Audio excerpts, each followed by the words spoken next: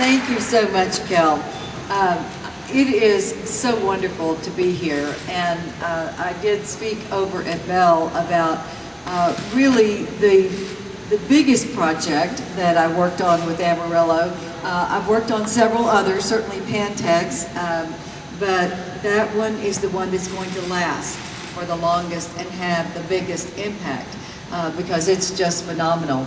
And I just want to say a few things because I just have such memories and so much has happened here.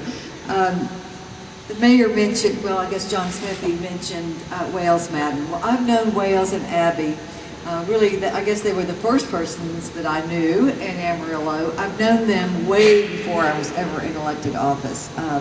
Wales is also an orange and white leader, and so we have done things for our great university through the years, and I can't even think of a citizen who has done more for this area and for Texas than Wales Madden. I love you, and not only do I love you, but he can still beat me climbing a mountain. I'll guarantee you. I'm panting and he is still marching. So you're going to be young forever, and thank you so much for everything. I want to mention in this same context something that I said over at Bell, but the leadership of the community. I'm talking to the chamber members, and I'm talking to many of the leaders, the former leaders like Deborah McCart and the present mayor, Harpole. But I look at what we have done, and a lot of you may not know kind of about how Amarillo won the V-22 Osprey from Bell. But of course the mayor was here, but it wasn't Mayor Harpole, it was Mayor Seliger.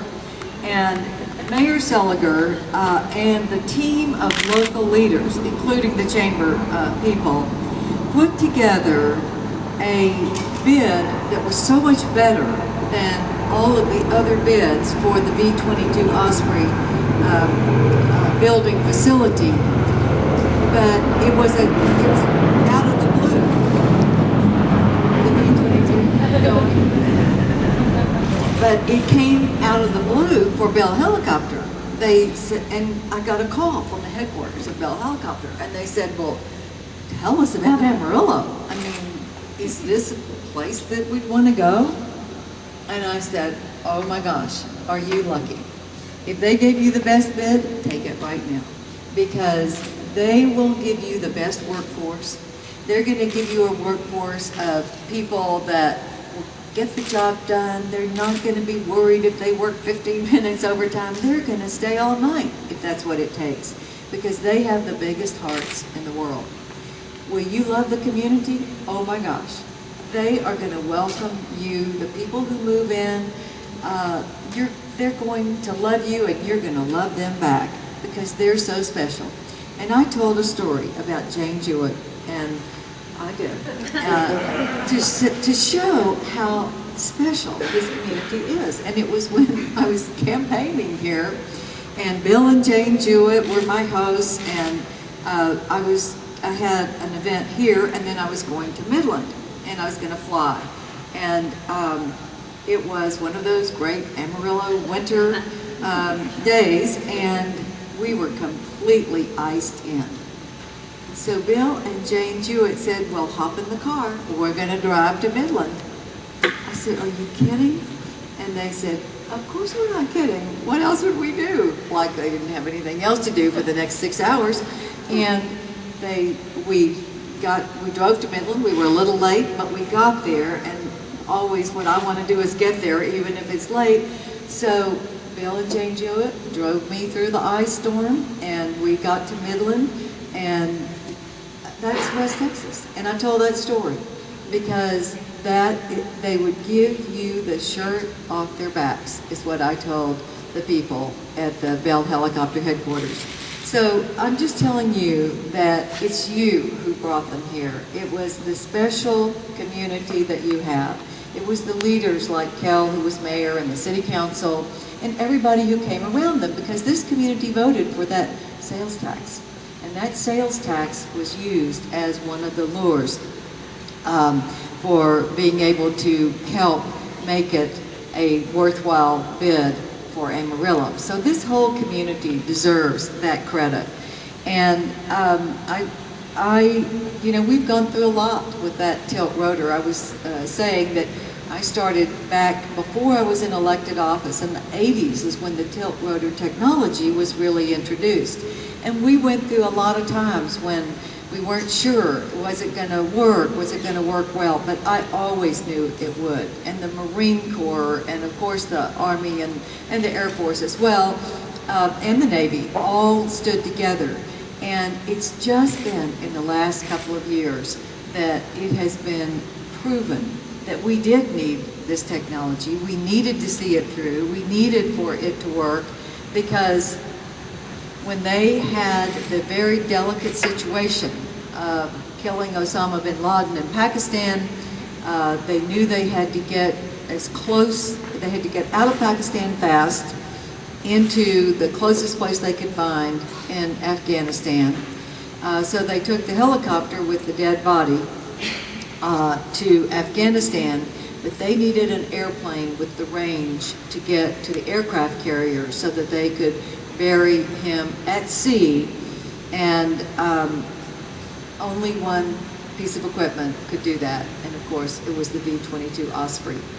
And then just recently we had 2 Air Force pilots down in Libya, and this was a place that was erupting with fire all over everywhere. And what did they call to rescue the pilots in Libya? The V-22 Osprey. So we're now beginning to see the V-22 get on the map. We've always known that it was going to be a great machine. We've always had the faith that the kinks would be worked out, because with a new technology, you're going to have kinks in the technology. But they saw it through, they kept on going, and now the next phase is going to be the commercial phase of the V-22, because I can see commuters all over the world being able to fly into big cities and land on top of a building with a V-22 Osprey commuter aircraft, and that too is going to be built right here in Amarillo.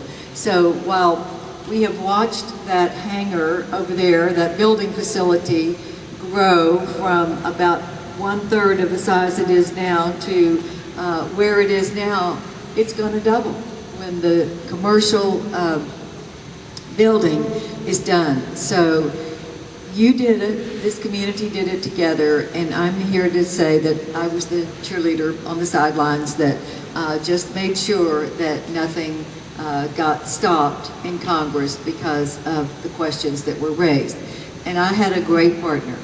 Mac Thornberry was a great partner, and he came into the Congress. They said, what committee do you want to be on? He said, Armed Services Committee, because he knew where he could protect the V-22 Osprey, as well as be a great patriot, which he is. And so he, as a partner, has been great.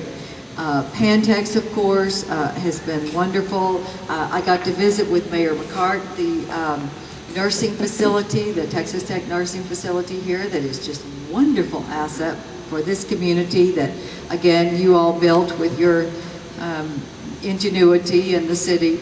So I'm just very proud to have been able to work with a great community. And I'll just tell one last little story. My roots in Texas are really East Texas. My mother grew up in Nacogdoches, and her family was there for 3 generations before that. So the only place I'd ever visited was East Texas when I was little, growing up, and I just, I always loved the East Texas people. But after I started traveling statewide, I came home one day to my mom when I was visiting her, and I said, I've always loved the East Texas people. They're characters, they're funny, including my cousins. I mean, they're characters in East Texas. I said, I've always loved them, but the people with the heart are the West Texans, Mom. You missed the West Texans, because they are the people that will do anything to make it happen. And I just appreciate so much the leadership. And I didn't see Tom Bivens come in, but he's the other one that has stuck with me through thick and thin, and And Teal was such a great friend, and I just adored working with him. When I was in the state treasurer's office, it was Teal who came up with some very innovative proposed state representatives and state senators that you have sent to the State House in Austin. But I also have loved working with the congressional delegation to do the things that you all dream and we just work to produce. So thank you very much for this nice tribute, and it's wonderful, as always, to be here. Thank you very much.